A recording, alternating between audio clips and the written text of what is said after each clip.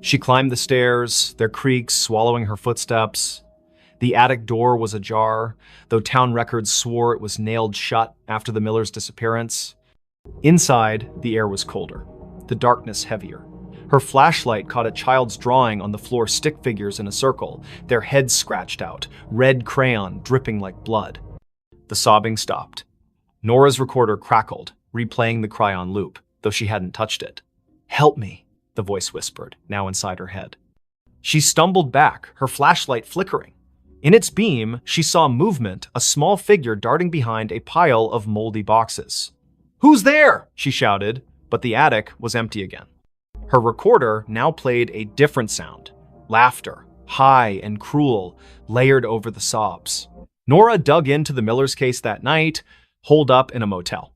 Old newspaper clippings told of the family's odd behavior before they vanished, parents pale and withdrawn, the children, Anna and Tim, seen drawing strange symbols in the yard. A neighbor claimed Anna spoke of friends in the walls who sang to her. The police found no bodies, no clues, only that shoe, a girl's sneaker, size 3, with stains that tested inconclusive. Back at the house the next day, Nora set up motion sensor cameras.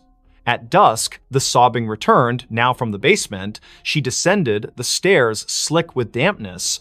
The basement was a maze of crates and rusted pipes, the air thick with the burnt sugar smell. Her camera caught nothing, but her recorder picked up whispers. "Stay with us."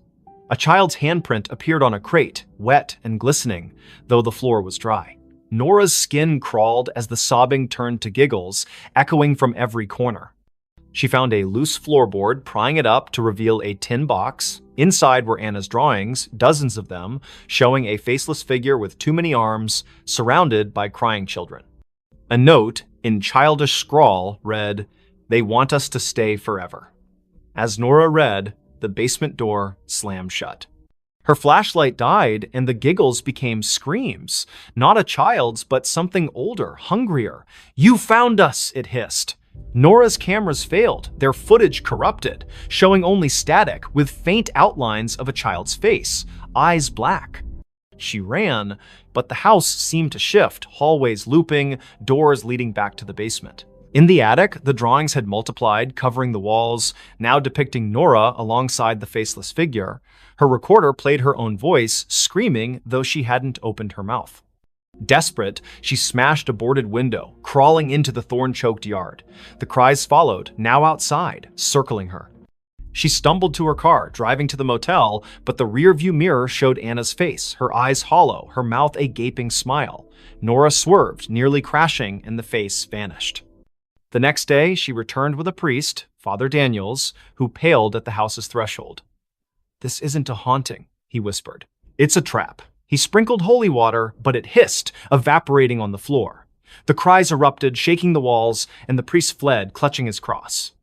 Nora stayed, recording one last episode. "Whatever took the Millers is still here. It wants me too." That night, Nora vanished. Her car was found at 9 Hollow Road, her recorder inside, playing a loop of a child's cry and her own screams. The house was empty, the drawings gone, but neighbors reported lights in the attic. A new family moved in months later, unaware of the history. Their daughter found a shoe in the attic, Nora's stained with something red. At midnight, they heard it, a child's cry echoing from an empty house, calling them to stay. The elevator never stopped on the same floor. In the heart of Ashwood City, where skyscrapers cast long shadows over neon-lit streets, the Crestview Towers stood as a relic of faded glory. Built in the 1970s, its 30 floors housed a mix of offices, apartments, and rumors of strange happenings. By December 2025, most tenants had fled, spooked by flickering lights and whispers in the halls. But for Riley Tate, a 29-year-old freelance coder scraping by, the cheap rent on the 22nd floor was worth the eerie vibes. Riley noticed the elevator's quirk on her first day. She pressed 22, but the car stopped on 13. A floor marked storage on the panel, its doors opening to a dark hallway lined with rusted lockers. The air was stale, smelling of mildew and something metallic. She jabbed the close button, but the elevator lingered, as if waiting. Old wiring, she muttered, ignoring the faint hum like a distant voice coming from the corridor. The next day, it happened again.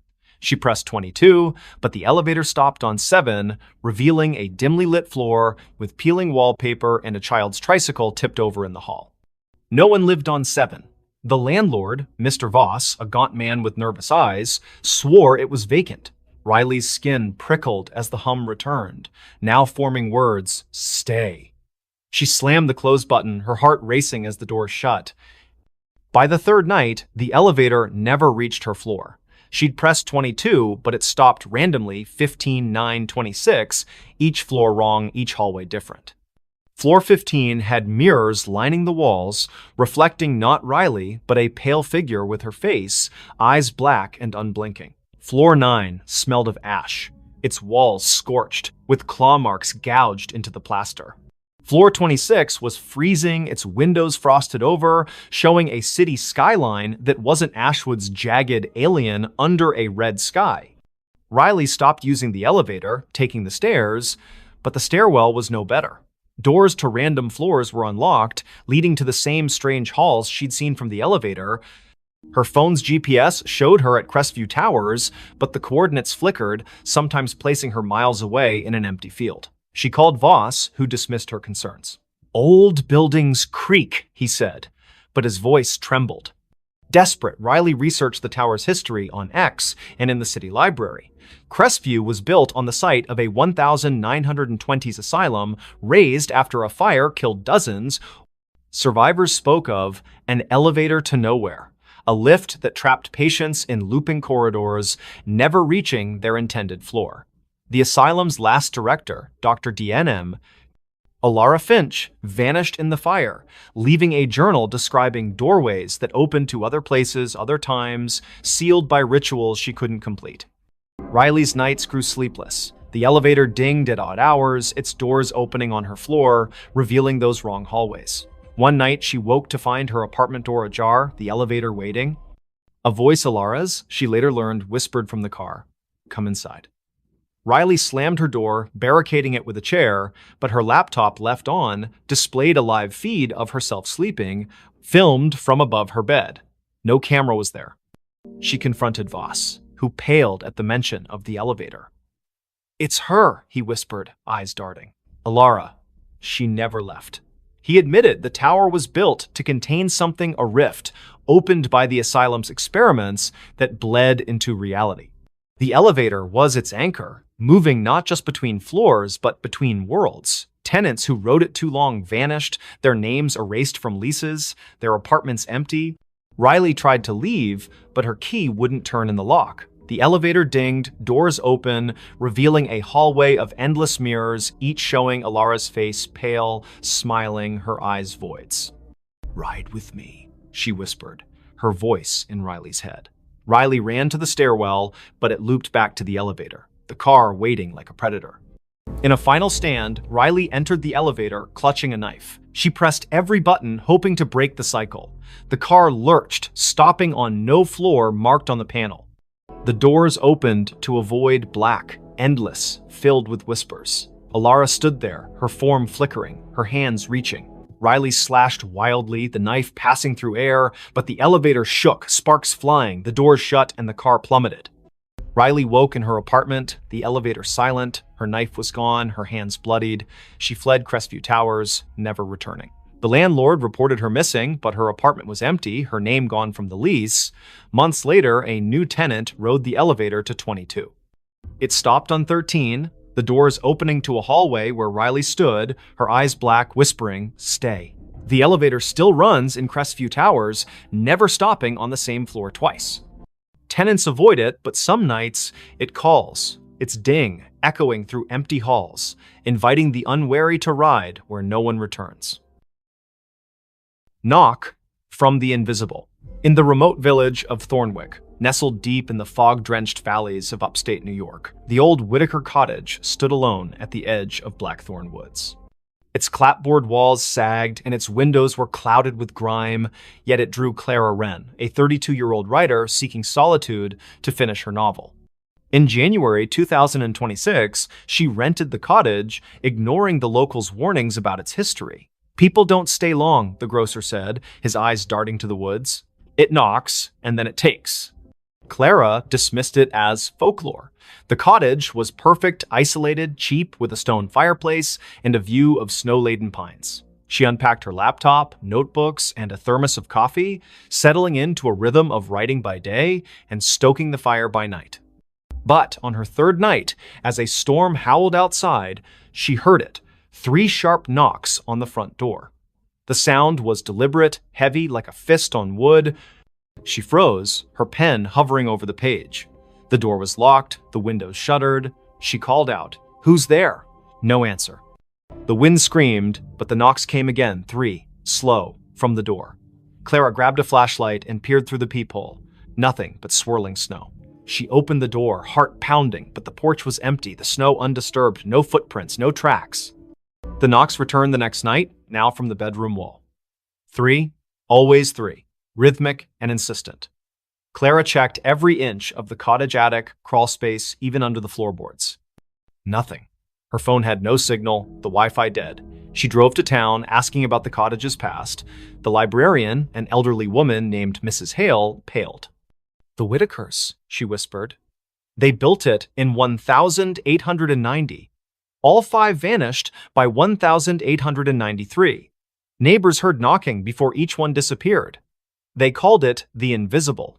Clara scoffed but bought salt and sage, sprinkling the former around doors and burning the latter, as Mrs. Hale suggested. That night, the knocks moved to the ceiling, louder, shaking dust from the beams. "Let me in," a voice whispered, soft and genderless, seeping from the walls. Clara's flashlight caught movement, a shadow darting across the room, formless yet heavy like a weight in the air. She screamed, barricading herself in the bathroom, but the knocks followed, now inside the mirror, the glass rippling like water. She found a diary under a loose floorboard the next day, its pages brittle, written by Eliza Whitaker. "The invisible comes at night," it read. "It knocks to be let in, but it's already here. It wants a vessel." The last entry was scrawled, "I let it in. God forgive me." Clara's hands shook. The diary mentioned a ritual salt and blood to banish it, but warned of a cost. It takes what you love most. That evening, the knocks were everywhere. Walls, windows, even her laptop screen. The air grew thick, smelling of wet earth and decay. Clara's flashlight died, and the fire dimmed, casting shadows that moved against the light's logic. She poured salt in a circle, pricking her finger to drip blood, as the diary instructed. The knocks stopped, replaced by a wail that shook the cottage, windows cracking. The shadow coalesced, a formless mass with eyes like burning coals hovering outside her circle. "You can't keep me out," it hissed, its voice in her skull. Clara chanted the ritual's words, her voice breaking. The shadow lunged, but the salt flared, repelling it. The cottage trembled, beams groaning as the shadow screamed, dissolving into the floor. Silence fell, heavy and wrong. Clara fled at dawn, leaving everything: laptop, clothes, her unfinished novel. She drove to a motel, but the knocks followed, faint at first, tapping her car's dashboard, then her motel mirror. She burned the diary, hoping to sever the tie, but the ashes formed 3 knocks on the table. Her phone, offline, played a recording of her own voice. "Let me in." Thornwick's sheriff searched the cottage, finding no trace of Clara. Her car was found in the woods, empty, with salt scattered across the seats. Locals say the cottage is quiet now, but at night, hikers hear knocks 3, always 3, coming from the trees. A new tenant moved in, unaware. On their first night, they found a notebook, not Clara's, with a single line. "It's already inside." By morning, they were gone, and the knocks began again, waiting for the next to answer. The woman smiled at her own grave. In the fog-choked town of Grayvale, where the cemetery on Hollow Hill was older than the church itself, the gravestones told stories no one dared repeat. It was March 2026 when Elise Carver, a 30-year-old archivist, arrived to catalog the town's records for a university project. Grayvale's library was a treasure trove of crumbling ledgers, but it was the cemetery that drew her a maze of moss-covered stones, some dating back to the 1700s. Locals avoided it, whispering of a woman seen wandering among the graves, smiling at one in particular. Elise, ever the skeptic, dismissed the tales as rural superstition. She set up in a rented room above the town's only inn, her nights filled with dreams of fog and footsteps. Her first visit to the cemetery was uneventful, her camera snapping photos of weathered epitaphs under a gray sky. But one grave stood out: Margaret Vane, 1894, 1924, taken by the mist. The stone was pristine, untouched by time, its inscription sharp. Elise's fingers brushed it, and a chill sank into her bones, though the air was still. That night, her photos wouldn't load. The camera's screen flickered, showing not the cemetery, but a woman pale, with dark hair and a smile that stretched too wide, standing before Margaret's grave. Elise's heart pounded. She hadn't seen anyone there. She deleted the image, but her laptop crashed, rebooting to a desktop wallpaper of the same woman smiling directly at her. The innkeeper, Mrs. Dowell, noticed Elise's unease at breakfast. "You've been to Hollow Hill," she said, her voice low. "Don't go back. Margaret doesn't like visitors." She spoke of 1924, when Margaret Vane, a recluse, was found dead in her home, smiling, with no cause of death. Days before, she'd been seen at her own grave, digging in the dirt, her smile unnerving witnesses. Since then, those who lingered at her grave vanished, their names added to the cemetery's mistaken stones. Elise, stubborn, returned to the cemetery. The fog was thicker, curling like fingers around the graves. She found Margaret's stone again, now surrounded by fresh dirt, as if someone had dug and refilled it. Her camera clicked, but the lens caught a shadow moving behind her, a woman, her dress tattered, her smile a slash of white. Elise spun, finding nothing but fog. Her recorder, left running, picked up a whisper: "You're mine." Back at the inn, Elise's dreams turned vivid. Margaret stood at her grave, smiling, her eyes black voids. "Join me," she mouthed, her voice echoing in the room.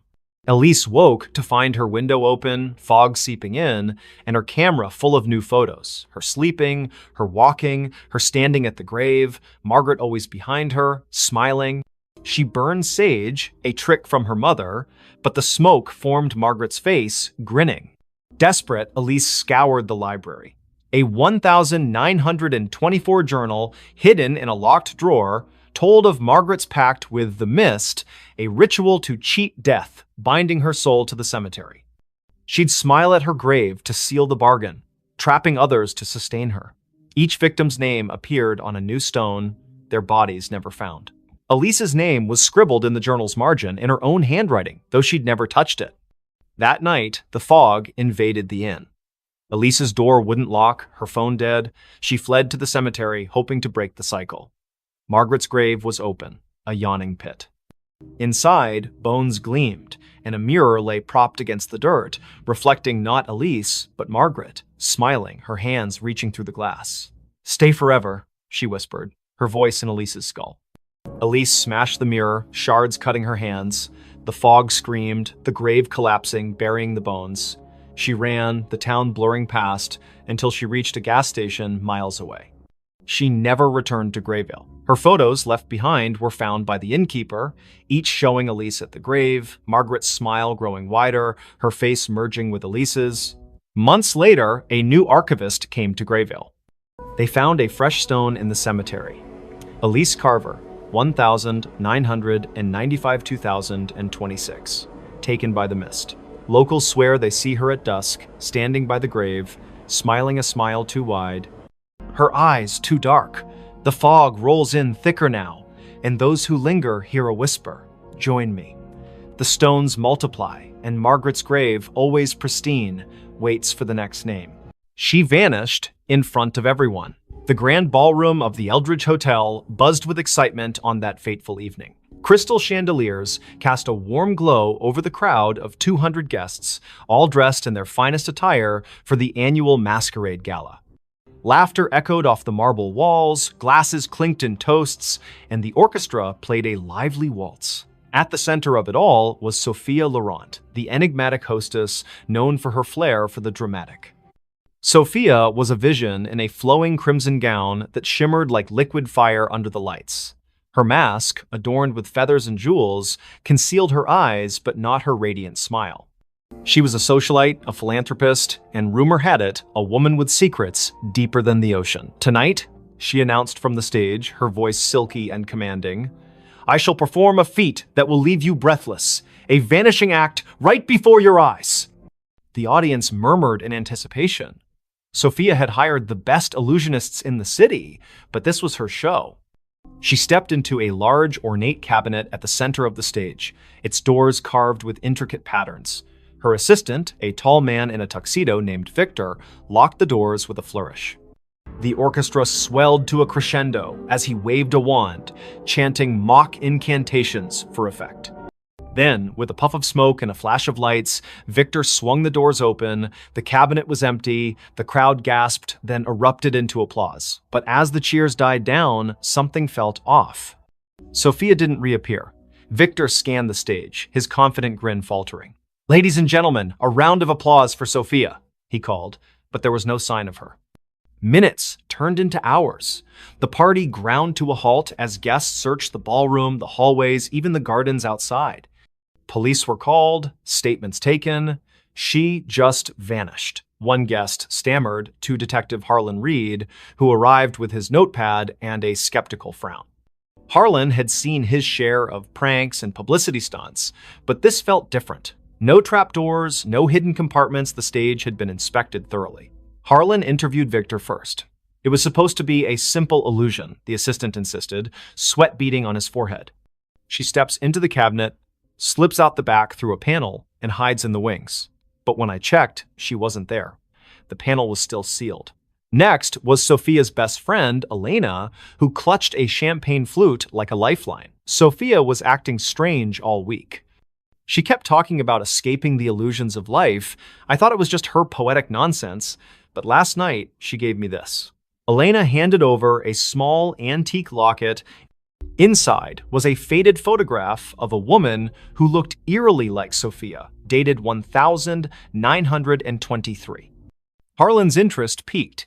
He delved into Sophia's background. Born into wealth, she had traveled the world, collecting oddities, ancient artifacts, books on the occult. Her mansion was filled with mirrors that seemed to reflect impossible angles, clocks that ran backward. Whispers among her staff spoke of nights when shadows moved on their own.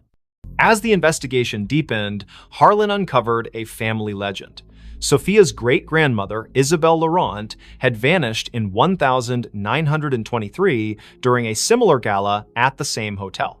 Witnesses swore she stepped into a mirror and never came out. The case was unsolved, dismissed as a hoax, but Sophia had been obsessed with it, spending fortunes on psychics and historians. That night, Harlan returned to the ballroom alone. The lights were dim, the stage empty. He approached the cabinet, running his fingers over its carvings. They depicted swirling portals, figures dissolving into mist. On impulse, he opened the doors and stepped inside. The air grew cold, a whisper brushing his ear. "Find me." He spun around, but the doors had shut. Panic surged as the world blurred. When he burst out, the ballroom looked different. Dustier, the chandeliers tarnished. A newspaper on the floor read, 1923 Gala Mystery, Hostess Disappears. Harlan's heart raced. This wasn't possible. He rushed to the mirror at the back of the stage, the same one from the old photographs. In its reflection, he saw not himself, but Sophia, her hand outstretched. "The veil is thin here," her image mouthed silently. "I've been waiting." Sophia's vanishing wasn't an act, it was a curse. The Laurent women were bound to a temporal loop, pulled into echoes of the past during moments of high emotion. Isabel had discovered it first, trying to break free but trapping herself. Sophia, learning the truth, had orchestrated the gala to draw attention, hoping someone would follow. Harlan reached toward the mirror, his fingers passing through like water, reality warped. He emerged in 1923, face to face with Isabel, who gasped. "You're from the future?" she asked. Together, they pieced it together. The cabinet was no ordinary prop, it was a relic from an ancient cult designed to bridge timelines. To escape, one had to anchor themselves with a personal token, the locket. Harlan, with Elena's locket in hand, chanted the incantation inscribed inside. A vortex opened, pulling him back, but he wasn't alone. Sophia materialized beside him, gasping for air, her gown disheveled. Back in the present, the crowd had dispersed, but Elena waited. Sophia embraced her friend, tears streaming. I saw it all, the past, the echoes. I almost didn't make it back. The police called it a hoax, but those who knew the truth kept silent. Sophia retired from the spotlight, donating the cabinet to a museum with a warning. Some illusions are doors best left closed. Yet, on quiet nights, guests at the Eldridge swear they see a woman in crimson vanishing into mirrors, a reminder that some mysteries defy explanation. And Harlan? He carries the locket always, just in case. That voice never stopped. In the quiet suburb of Willow Creek, where maple trees whispered secrets to the wind, lived Emily Carter, a 32-year-old librarian with a penchant for forgotten novels and herbal tea. Her life was orderly books, shelved by genre, days mapped out in planners until the voice began. It started subtly, one rainy afternoon in her attic apartment. Emily was sorting through old vinyl records when a soft murmur echoed in her mind. Turn left at the corner. She froze, glancing around the empty room. No radio, no neighbors audible through the thin walls. Shaking it off as fatigue, she continued her day. But the voice persisted. That evening, as she walked home from the library, it whispered again. Cross the street now. She obeyed instinctively, and seconds later, a speeding cyclist barreled past where she'd been standing. Her heart pounded. Coincidence? Or something more? By morning, the voice was a constant companion. Don't eat the yogurt, it's spoiled. Sure enough, the carton smelled off. Call your sister, she needs you. Emily dialed, and her sister Sarah answered in tears, her job lost, spiraling into despair. The voice guided Emily through comforting words, turning the call into a lifeline. At first, Emily embraced it. Guardian angel, she joked to herself, researching auditory hallucinations online. But doctors found nothing wrong. No tumors, no schizophrenia markers. Stress-induced, one psychiatrist said. Yet the voice grew bolder, more insistent. Go to the park at dusk, bench by the fountain. Emily complied, curiosity overriding caution. There, an elderly man sat, clutching a faded photo. The voice urged, ask about his daughter. The man, Mr. Harlan, poured out his story, a child lost decades ago in a hit and run. Emily's questions led to a breakthrough. She recalled a library archive mentioning a similar unsolved case. Together, they uncovered clues pointing to a local businessman. Word spread. People sought Emily out, the woman who knew things. A grieving mother found closure about her son's disappearance. A businessman avoided a fraudulent deal. The voice was infallible, but it never revealed its source. Who are you? Emily pleaded silently one night, staring at her reflection. A friend, it replied, warm yet distant.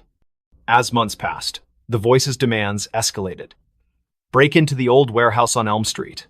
Emily hesitated this crossed lines, but visions flooded her. A kidnapped child hidden there. She went, heart racing, and found the boy, alerting police anonymously. Heroic, yet terrifying. The voice was reshaping her life, pulling her from quiet anonymity into shadows of danger. Then came the nightmares. Emily dreamed of a car crash, twisted metal, screams, her own face behind the wheel. Waking in sweat, she demanded answers. Tell me the truth! The voice sighed. I am you, Emily, from the future.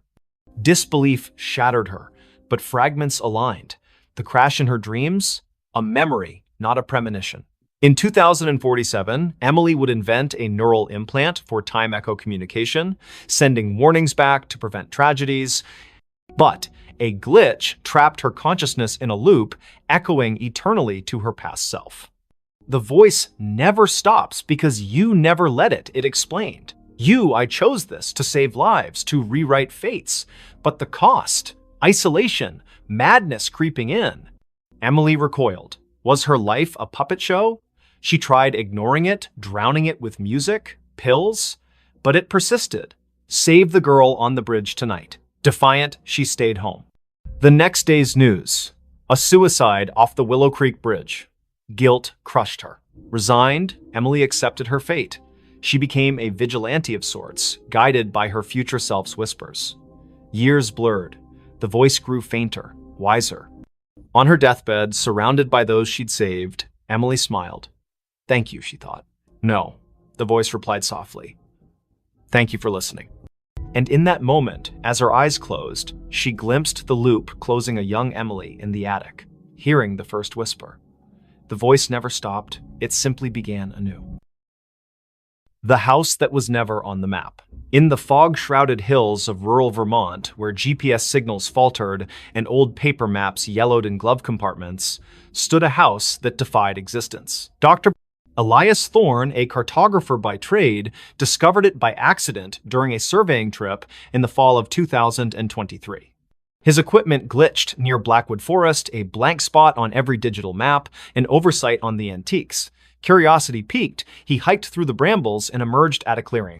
There it was, a Victorian mansion, ivy-choked and weathered, its spires piercing the gray sky like accusing fingers. Elias bought it on impulse, dirt cheap from a seller who vanished after the deed was signed. A steal, he told his wife, Mara, and their teenage daughter, Lily. They needed a fresh start after the city had chewed them up. Elias's job loss, Mara's anxiety attacks, Lily's rebellion. The house promised isolation, peace, but from the first night, unease settled like dust. The movers swore the address didn't exist. "You're sure this is it?" one asked, eyeing the overgrown path. Inside, the room smelled of damp earth and forgotten whispers. Elias laughed it off, but Lily found the first anomaly. Her phone's map app showed an empty field where the house should be. "Glitch," she muttered, but zooming in revealed nothing. No streets, no landmarks, just void. That evening, as rain lashed the windows, strange sounds began. Not creaks or groans, but echoes, faint conversations from empty rooms, like recordings of lives long past. Mara heard children's laughter in the attic, though the stairs led to a bricked-up wall. "Imagination," Elias dismissed, burying himself in his maps. He spread them across the dining table, marking the house's location obsessively. But no matter how he plotted coordinates, the ink bled, lines curving away as if repelled. Lily explored the basement first. Flashlight in hand, she descended creaking stairs into a labyrinth of cobwebbed shelves. Amid dusty crates, she found a leather-bound journal dated 1897. The entry spoke of a builder, Harlan Crow, who constructed the house as a sanctuary from the world's gaze. But later, pages devolved into madness. The walls shift. Doors open to nowhere. It hides us from maps, from reality itself. The last entry, "We are not alone." The others, they never left. That night, Lily dreamed of shadows peeling from the walls, forming humanoid shapes that whispered her name. She woke to find her bedroom door ajar, leading not to the hallway, but to a mirrored corridor stretching infinitely. Panicking, she slammed it shut. In the morning, it was normal again. Bad dream, she told herself, but bruises on her arms suggested otherwise. Elias noticed changes too. Rooms expanded or contracted overnight. The kitchen, once cozy, now felt cavernous, echoes amplifying every footstep. He measured it, dimensions impossible, defying Euclidean geometry. "Non-Euclidean spaces," he murmured, recalling Lovecraftian tales. Mara found solace in the garden, but the flowers wilted under her touch, petals curling like screams. The horrors escalated. One evening, during dinner, the lights flickered. When they stabilized, Lily was gone. Elias and Mara searched frantically upstairs, basement, outside, no trace. But from the vents came her voice, faint and distorted. "Help, it's pulling me in." They tore at wallpaper, revealing older layers beneath. Faded drawings of trapped figures, hands pressed against invisible barriers. Elias delved into local lore at the town library. Blackwood Forest had a history of disappearances dating back centuries. Settlers spoke of a fold in the world, a place where reality thinned, swallowing the unwary. Harlan Crow, it turned out, was an occultist who built the house on a ley line, intending to escape creditors and enemies by making it unfindable. But the ritual backfired, anchoring the house in a liminal space, a pocket dimension that fed on inhabitants. That night, Mara vanished too. Elias heard her screams from the attic, now inexplicably accessible. He climbed, finding a room filled with mannequins posed in frozen agony faces, twisted, eyes hollow. One wore Mara's necklace. "No," he gasped, backing away. the door sealed behind him. Alone, Elias confronted the truth. The house wasn't on maps because it wasn't fully here. It existed in the cracks between worlds, luring souls to sustain itself. Whispers surrounded him now. Voices of the lost, including Lily and Mara, begging for release. He tried to leave, but the front door opened to the same foyer, looping eternally. In desperation, Elias burned his maps in the fireplace. Flames roared, illuminating shadows that coalesced into forms Crow and his victims, their eyes pleading. "Join us!" they chorused. As the fire died, Elias felt himself fading, his outline blurring like erased ink. Search parties combed Blackwood Forest for weeks, but found no house, no family. The Thorn disappearance became another legend, whispered in town. Yet, on foggy nights, hikers swear they glimpse a mansion in the trees, one that vanishes when approached, forever unmarked, eternally hungry. Police found something under the bed.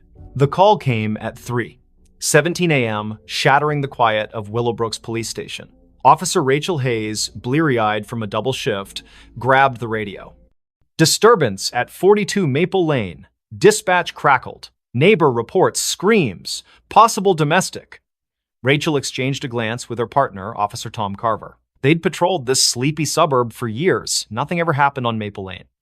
The house was a modest two-story, its porch light flickering like a dying star. Rachel knocked, but no one answered. The neighbor, Mrs. Clancy, stood across the street, clutching her robe. "It was a woman's scream," she whispered. Then silence. "The Porters. They're quiet folks. Something's wrong." Tom jimmied the lock, and they stepped inside. The air was thick, stale, with a faint metallic tang. The living room was pristine, couch cushions fluffed, a muted TV playing infomercials. Rachel's flashlight swept the staircase. "Police!" she called. No response. Upstairs, the master bedroom door was ajar. Rachel nudged it open, her hand on her holster. The bed was unmade, sheets tangled like a struggle had occurred. A bedside lamp lay shattered on the floor.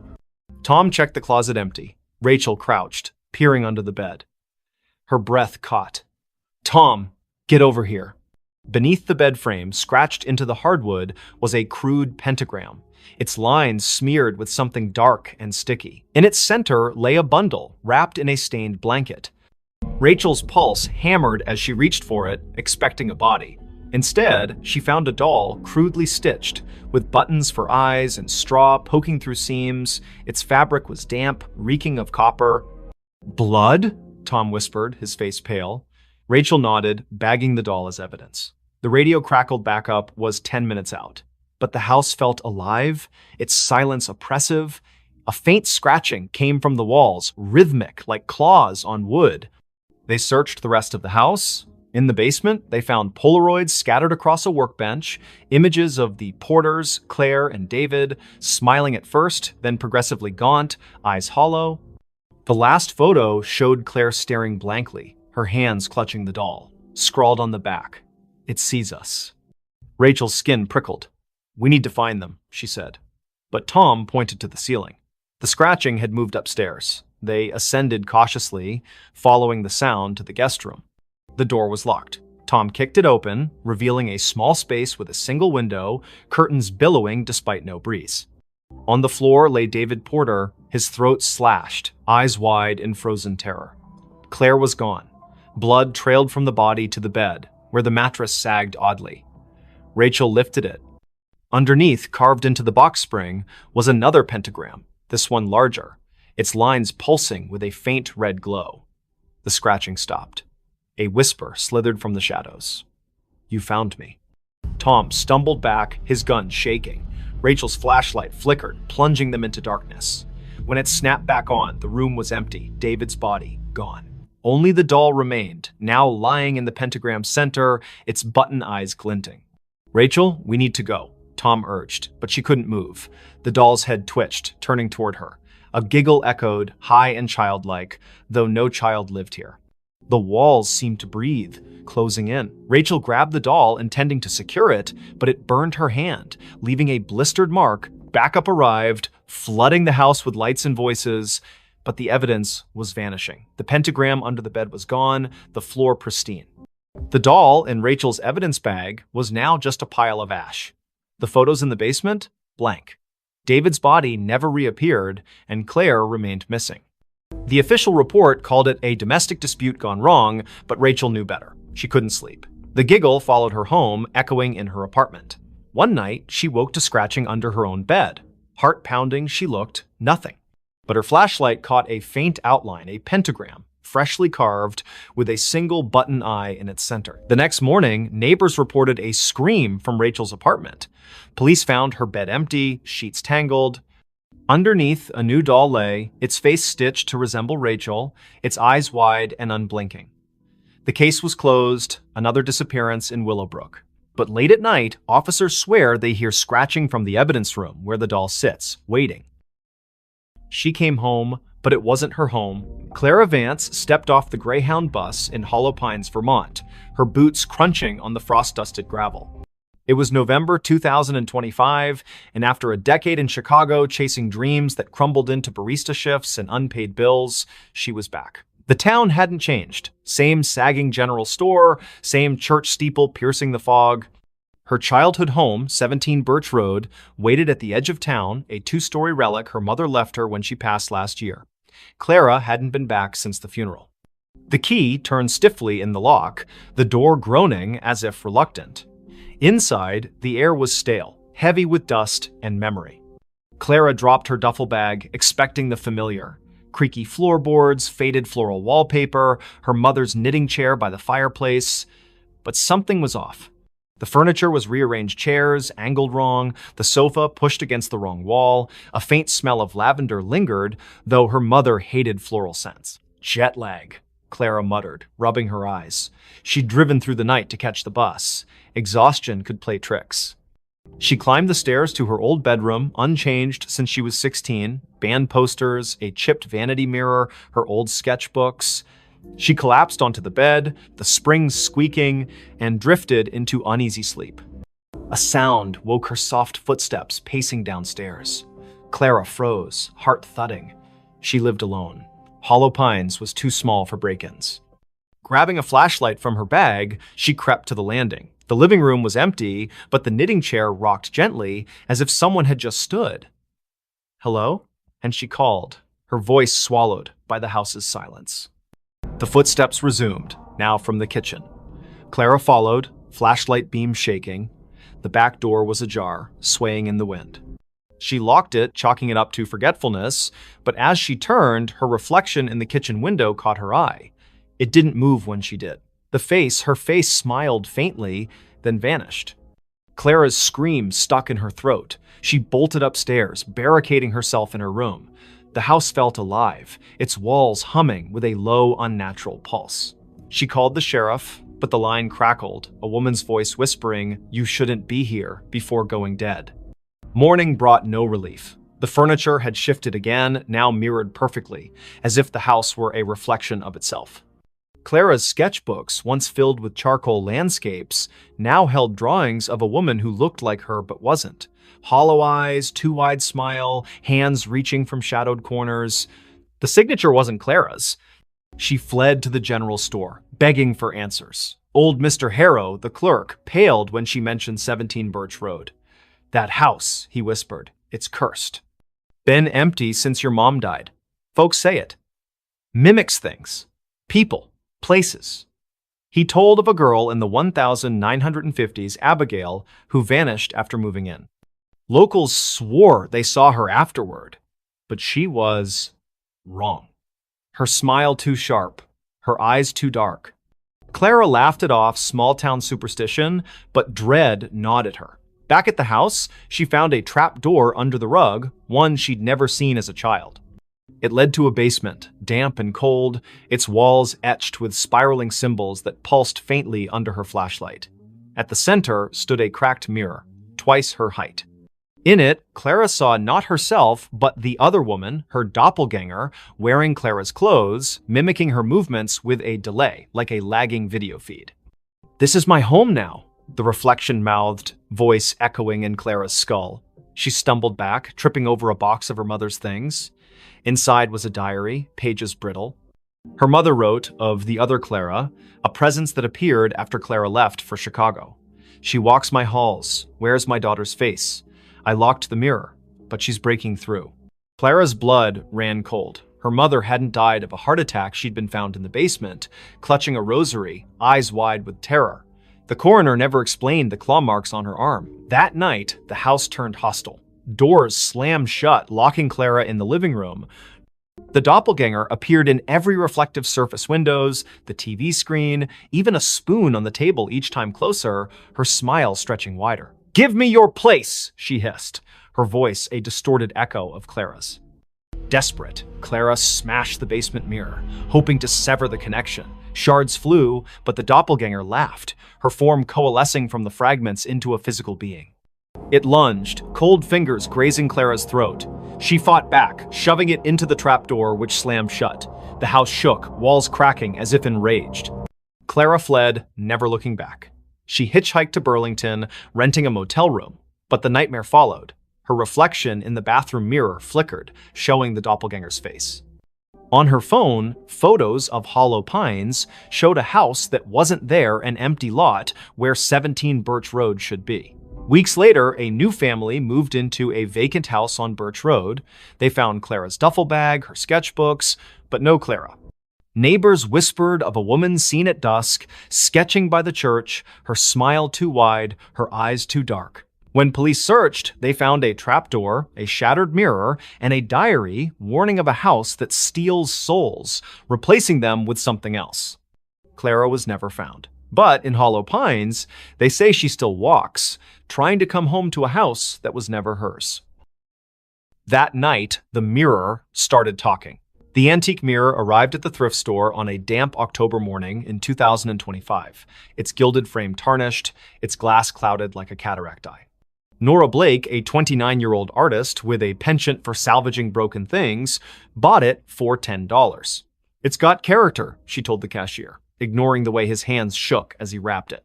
Her apartment in downtown Ashwick, a crumbling mill town, was already a mosaic of thrift finds, chipped teacups, warped books, a clock that ticked backward. The mirror fit right in, hung above her fireplace, reflecting her cluttered living room in muted grays. Nora noticed the oddities that first night. While sketching at her easel, she caught a flicker in the mirror, not her reflection, but a shadow that darted out of sight. She blinked, chalking it up to exhaustion. She'd been pulling late shifts at the diner, her hands smelling of grease and coffee. But as she turned off the lights, a whisper slithered from the mirror. Nora.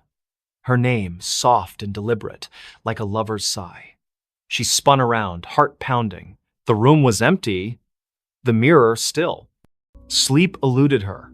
The whisper came again at 3 a.m. Louder. Look at me. Nora stumbled to the mirror, her breath fogging the glass. Her reflection stared back, but her eyes seemed wrong too wide, pupils dilating like ink spreading in water. She touched the glass. It was warm, pulsing faintly. Stress, she muttered, unplugging every light and crawling back to bed. By morning, the mirror had changed. Its surface was clearer, almost luminous, reflecting details Nora hadn't noticed. A crack in the ceiling, a stain on the rug. But it didn't reflect her. Instead, it showed a woman who looked like Nora, same auburn hair, same freckles, but dressed in a high-collared gown, her expression hungry. "Stay with me," the woman mouthed, her voice echoing in Nora's skull. Nora covered the mirror with a sheet, but the whispers persisted, seeping through the fabric. "You're mine now." She called her friend Milo, a skeptic who fixed electronics and scoffed at ghost stories. He inspected the mirror, finding nothing, no wires, no speakers. "It's just old glass," he said. But his voice trembled when he noticed the sheet had fallen off, the mirror bare again. That night, Nora dreamed of the woman in the gown. She stood in a candlelit room, walls dripping with black mold, chanting in a language Nora didn't know. The woman's hands reached through the dream, clawing at Nora's chest. She woke gasping, claw marks burning across her ribs. The mirror glowed faintly, the woman's face pressed against the glass from the inside, smiling. Nora researched the mirror's origins. The thrift store had no records, but an old newspaper clipping mentioned a similar mirror owned by Evelyn Crane, an Ashwick heiress who vanished in 1892. Locals claimed Evelyn practiced witchcraft, trapping souls in reflective surfaces to cheat death. Her mansion burned down, but the mirror survived, passing through estate sales, each owner meeting misfortune, suicides, disappearances, madness. Desperate, Nora tried to destroy the mirror. She swung a hammer, but the glass didn't crack. The blow reverberated, knocking her back. The woman's laughter filled the room, sharp and gleeful. "You can't break me." Objects began moving, books slid off shelves, teacups shattered.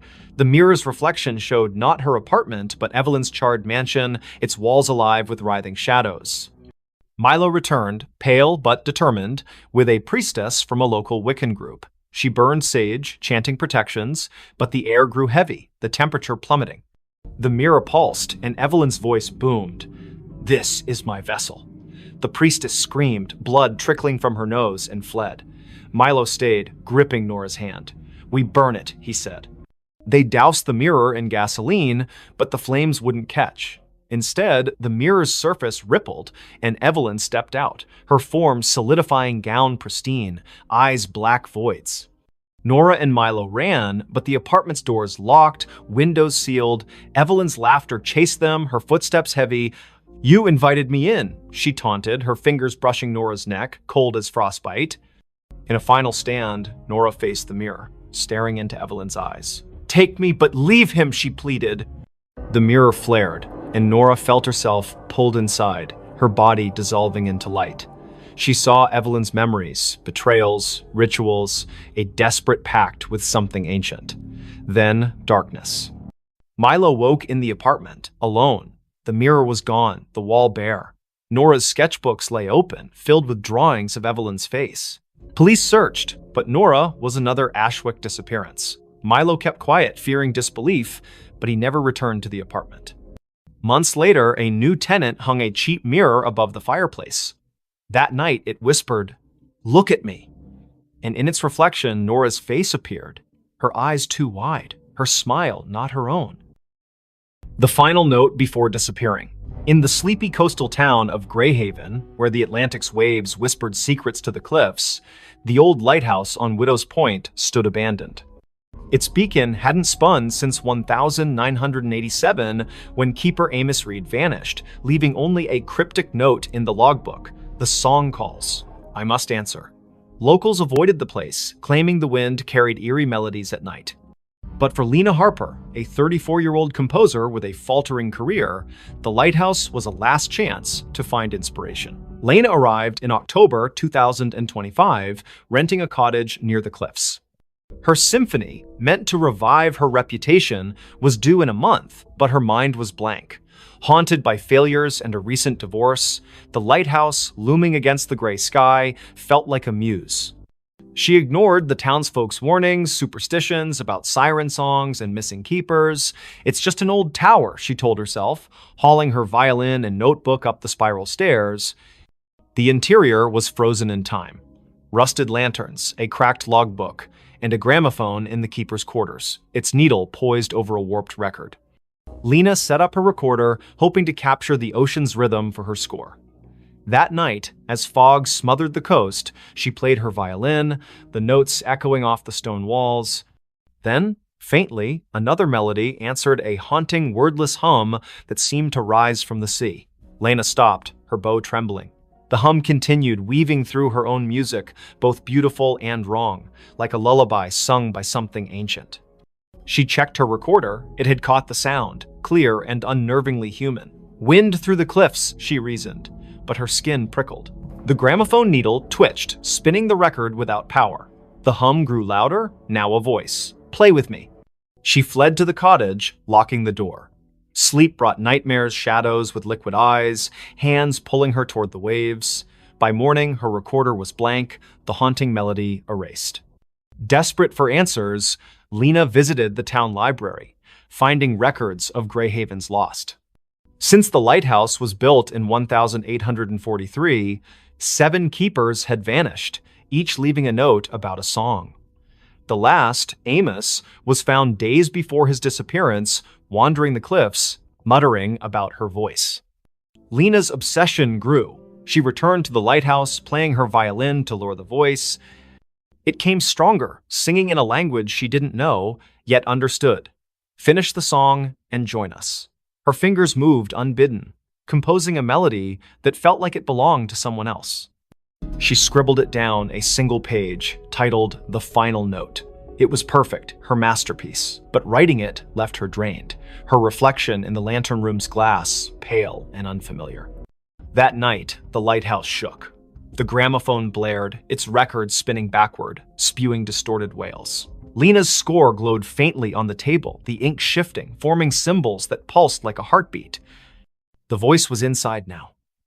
"You're mine." Shadows slithered from the walls, their forms humanoid but fluid, eyes glinting like oil slicks. They circled her, humming her own melody. Lena ran, but the stairs looped endlessly, each turn bringing her back to the lantern room. The glass walls reflected not the ocean, but a churning abyss, faces pressing against it. Amos, the other keepers, their mouths open in silent screams. The voice laughed, "Complete it, or stay forever." In a panic, Lena grabbed her score and tore it, scattering the pieces. The shadows shrieked, the lighthouse trembling as if in pain. The gramophone exploded, shards cutting her arms. She stumbled outside, collapsing on the cliffs. Dawn broke, the fog lifting, and the lighthouse stood silent, its door sealed as if never opened. Lena fled Greyhaven, her symphony unwritten. She burned her violin, moved inland, and swore never to compose again. But the melody lingered, humming in her dreams. Months later, a package arrived at her new apartment, no sender, no postmark. Inside was a single sheet of music, her handwriting, titled "The Final Note." The ink was wet, smelling of salt and decay. She called the Greyhaven sheriff, who sent a deputy to Widow's Point. The lighthouse was empty, the logbook untouched since Amos's note. But on the cliffs, they found Lena's recorder, playing a loop of her voice singing the haunting melody, though she hadn't returned. Her cottage was searched, her belongings were gone, replaced by a single note. "The song calls. I answered." Fishermen avoid Widow's Point now. On stormy nights, they hear a violin over the waves, joined by a chorus of voices that never fade.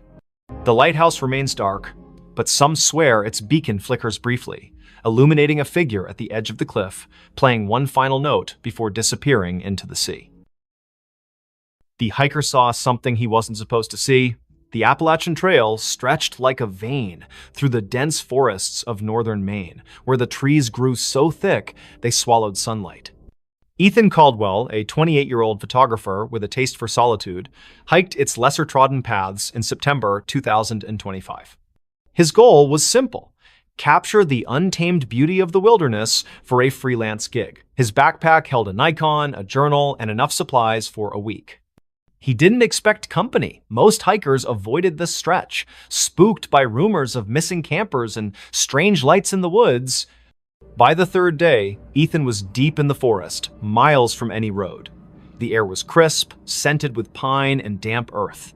He set up camp near a nameless creek, its water black under the canopy. As dusk fell, he noticed an oddity. His compass spun lazily, refusing to settle. "Cheap gear," he muttered, relying on his map instead. That night, under a moonless sky, he heard it a low hum, like a distant engine, pulsing through the ground. It wasn't animal, wasn't natural. Curiosity tugged at him. The next morning, Ethan followed the creek upstream, chasing the hum's source. His camera hung around his neck, ready to snap anything unusual. The forest grew denser, the trail vanishing into a tangle of roots and moss. Then he saw it, a clearing, unnatural in its perfection, as if the trees had been pushed back by an invisible force. At its center stood a structure, a stone arch, weathered and covered in glyphs that seemed to writhe under his gaze. It wasn't on any map, and Ethan had never read of ruins in this part of Maine. He raised his camera, snapping photos. The glyphs glowed faintly, a sickly green, though no light source explained it. The hum intensified, vibrating in his chest. Through the arch, the air shimmered like heat rising from asphalt, showing glimpses of a different forest darker, with twisted, leafless trees. Ethan stepped closer, his lens capturing the anomaly. That's when he saw her. A figure stood just beyond the arch, humanoid but wrong, too tall, limbs too long, its face a blur of shadow. It didn't move, yet Ethan felt watched, his skin crawling as if ants marched beneath it. He lowered the camera, and the figure was gone. But when he checked the viewfinder, it was there, closer. Its face now a featureless void with pinprick eyes. His hands shook as he backed away, the hum now a deafening drone in his skull. Ethan ran, branches clawing at his face. His compass was useless, spinning wildly. The forest seemed to shift, paths looping back to the clearing no matter which way he turned. Panic set in as night fell, the hum replaced by whispers his name, spoken in a voice that wasn't human. "You saw," it hissed, echoing from every tree. He stumbled into his campsite, only to find his tent shredded, his journal open to a page he hadn't written, you weren't supposed to see. Desperate, Ethan checked his camera. The photos of the arch were gone, replaced by images of himself hiking, sleeping, eating, taken from angles that meant someone or something had been watching him for days. The last photo showed him standing before the arch, the figure behind him, its long fingers brushing his shoulder. He hadn't felt a thing. He fled toward the nearest ranger station, 20 miles south, using the stars to navigate. But the forest fought him. Roots tripped him, shadows moved against the wind. At dawn, he found a stream and followed it, hoping for salvation. Instead, it led back to the clearing. The arch loomed larger now, the glyphs pulsing red. The figure stood within, motionless, its void face fixed on him. "Join us," the whispers urged, now a chorus.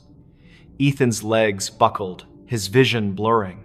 He saw flashes, other hikers, campers, their faces frozen in terror, pulled through the arch into that other forest. His camera grew heavy, the strap tightening like a noose. He tore it off, smashing it against a rock. The whispers screamed, the arch flaring bright enough to burn his eyes. Ethan ran blindly, collapsing hours later near a logging road. A trucker found him, incoherent, babbling about an arch and eyes in the dark. Rangers searched, but found no clearing, no structure. Ethan's camera was gone, his journal blank except for that one scrawled note. Doctors diagnosed exposure and trauma, but Ethan knew better. He moved to a city, avoiding forests, but the whispers followed, faint at first, growing louder each night. You can't unsee. Months later, a hiker found a single photo wedged in a tree on the Appalachian Trail, a grainy shot of Ethan standing before a stone arch, his face pale, eyes wide. Behind him, a figure loomed, its fingers on his shoulder. The hiker burned the photo, fearing it would follow him too. But in Greyhaven's bars, they still talk of the arch that appears to the lost, and the things that watch from the other side, waiting for those who see what they shouldn't. The phone rang, but it wasn't plugged in. In the small town of Coldwater, Maine, where winter clung to the streets like a bad memory, Sarah Klein moved into the old duplex on Sycamore Street in December 2025. She was 31, a graphic designer fleeing a toxic relationship and a city that felt suffocating. The duplex was cheap, its faded wallpaper and sagging floors a small price to pay for solitude. The landlord, a nervous man named Mr. Greeley, handed her the keys with a warning. Don't mind the quirks, old houses creak. Sarah nodded, eager to unpack and start over. The first quirk appeared on her second night. She was sorting boxes in the living room when the phone rang, a shrill, brassy jangle from an ancient rotary phone on the kitchen counter. Sarah froze. The phone's cord dangled unplugged, its end frayed and caked with dust. She approached it, the ringing growing louder, insistent. Hesitating, she lifted the receiver. Static crackled. Then a voice, low, garbled, neither male nor female, whispered, "You're not supposed to be here." The line went dead, the phone cold in her hand. Sarah checked the cord again. No outlet, no connection. She laughed nervously, blaming stress. She'd been sleeping poorly, haunted by dreams of her ex's voice echoing in empty rooms. She unhooked the receiver and placed it in a drawer, determined to ignore it, but the next night it rang again, the sound muffled from inside the drawer. Sarah's heart thudded as she opened it. The receiver was back on the cradle, the phone unplugged. "Leave," the voice hissed when she answered. Sharper this time, like it was closer. She called Mr. Greeley, who chuckled uneasily. "That old thing? Been dead for years. Probably faulty wiring. He promised to send an electrician, but no one came." Sarah tried to focus on work, sketching logos on her tablet, but the phone rang every night at 3:13 a.m., each call more menacing. "Get out, or stay forever," it warned, the static now laced with faint screams. She stopped answering, but the ringing grew louder, vibrating through the walls. Desperate, Sarah dug into the duplex's history. The town library's archives revealed a grim past. In 1974, the previous tenant, Margaret Hale, vanished after neighbors reported hearing her scream during a storm. Her belongings were found untouched, except for a rotary phone unplugged with a note beside it. It won't stop. Other tenants had fled over the decades, citing noises and bad feelings. A man in 1992 claimed the phone spoke his name before he disappeared. Sarah's dreams worsened. She saw Margaret, pale and eyeless, standing in the kitchen, dialing the rotary phone with skeletal fingers. In the dreams, the walls bled, and the voice from the phone chanted, "Join us." Waking, Sarah found scratches on her arms, as if she'd clawed herself. She bought a new phone, a modern cordless one, but it too rang at 3:13 a.m., unplugged, spitting the same garbled voice. She tried to leave, packed a bag, booked a motel, but the duplex's doors wouldn't open, locks jammed, windows stuck, her car keys vanished, reappearing on the kitchen counter beside the rotary phone. In a panic, she smashed the phone with a hammer. The plastic cracked, but the ringing continued, now emanating from the walls, the floor, her own skull. "You can't break me," the voice laughed. Sarah turned to the internet, posting on X about haunted phones in Coldwater. A local, @MainMysteries, replied with a thread about Sycamore Street. The duplex was built on a forgotten burial ground, desecrated in the 1800s. Mediums had visited, claiming a presence, something old, something angry, trapped souls of those who lived there, using the phone as a conduit. The thread ended abruptly. The user hadn't posted since. That night, the ringing was deafening. Sarah, sleepless and fraying, answered. The voice was clear now, almost her own. "Look behind you." She spun, seeing nothing but shadows. But in the hallway mirror, a figure stood Margaret, her face a rotting mask, her hands reaching through the glass. Sarah screamed, dropping the receiver. The lights flickered, and the air grew heavy, smelling of wet earth and decay. She barricaded herself in the bedroom, but the walls pulsed, whispering her name. The phone, shattered, reassembled itself on her nightstand, ringing relentlessly. In a final act of defiance, Sarah burned sage, chanting prayers she half remembered from childhood. The ringing stopped, replaced by a howl that shook the duplex. The mirror cracked, and Margaret's form lunged, cold fingers grazing Sarah's throat. Sarah blacked out. She woke at dawn, sprawled on the kitchen floor, the phone silent, its cord still unplugged. The doors opened easily now. She fled, leaving everything behind.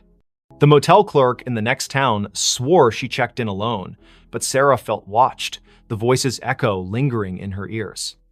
Weeks later, a new tenant moved into the duplex. They found a rotary phone, pristine, on the counter.